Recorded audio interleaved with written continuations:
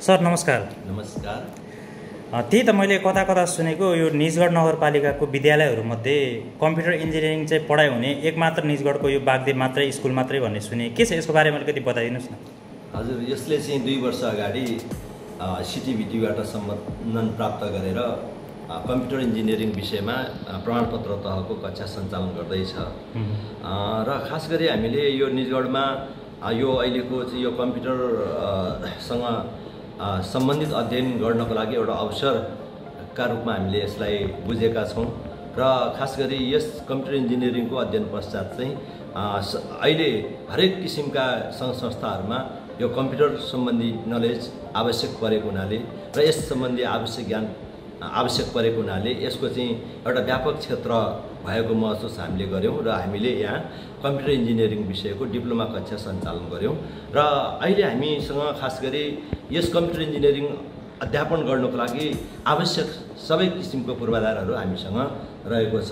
यो हाम्रो चाहिँ कम्प्युटर ल्याब हो।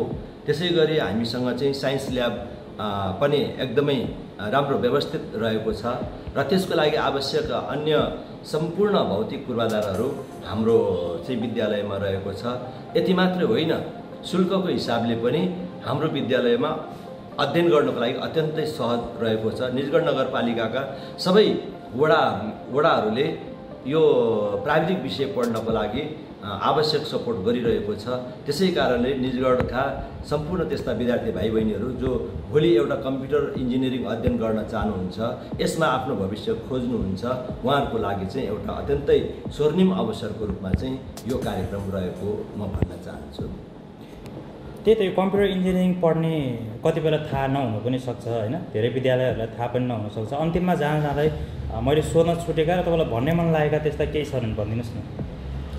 यो सार्वजनिक मावि निजगढ नगरपालिकाको एउटै मात्रै त्यस्तो प्राविधिक विद्यालय हो जहाँ कम्प्युटर इन्जिनियरिङ चाहिँ अध्यापन हुन्छ। कतिपय विद्यार्थी भाइ बहिनीहरूलाई यसको जानकारी अझसम्म पनि नभएको भन्ने मैले सुनेको छु। तर यसलाई हामीले विभिन्न किसिमले विभिन्न समयक्रममा जानकारी दिने प्रयास गरेका छौँ। त्यसमा हामी पूर्णतः सफल भइरहेको रहेनछौँ भन्ने हामीलाई महसुस भएको छ। र पनि यो एउटा हाम्रो लागि अवसर हो। हामी घरमै बसेर प्राविधिक शिक्षा लिन सक्ने, अझ त्यसमाथि कम्प्युटर इन्जिनियरिङ जस्तो अत्यन्त ठुलो मार्केट भएको विषय पढ्न पाउनु हाम्रो लागि एउटा अवसर हो।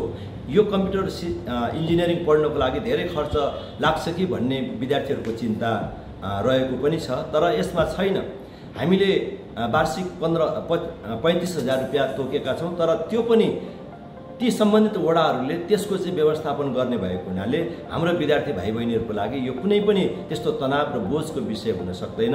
अझ भनौँ भने लगभग निःशुल्क रूपमा चाहिँ हाम्रा निजगढ नगरपालिकाका विद्यार्थी भाइ बहिनीहरूले यो कम्प्युटर इन्जिनियरिङ अध्ययन गर्न पाउने राम्रो अवसर यतिखेर रहेको छ।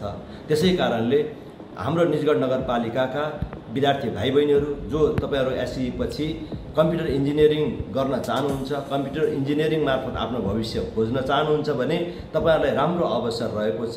यही साउनबाट हाम्रो नयाँ सेसनको सुरुवात हुन्छ र यहाँहरूलाई हाम्रो सार्वजनिक माध्यमिक विद्यालय निम्तो गर्न चाहन्छ। तपाईँहरू यहाँको कम्प्युटर ल्याब अवलोकनको लागि, साइन्स ल्याबहरू अवलोकन गर्नको लागि, त्यसै गरी अन्य विभिन्न किसिमका भौतिक पूर्वाधारहरू अवलोकनको लागि यहाँहरूलाई म निमन्त्रणा गर्न चाहन्छु। हस् सर, समय र समाधानलाई धन्यवाद। हस्, धन्यवाद।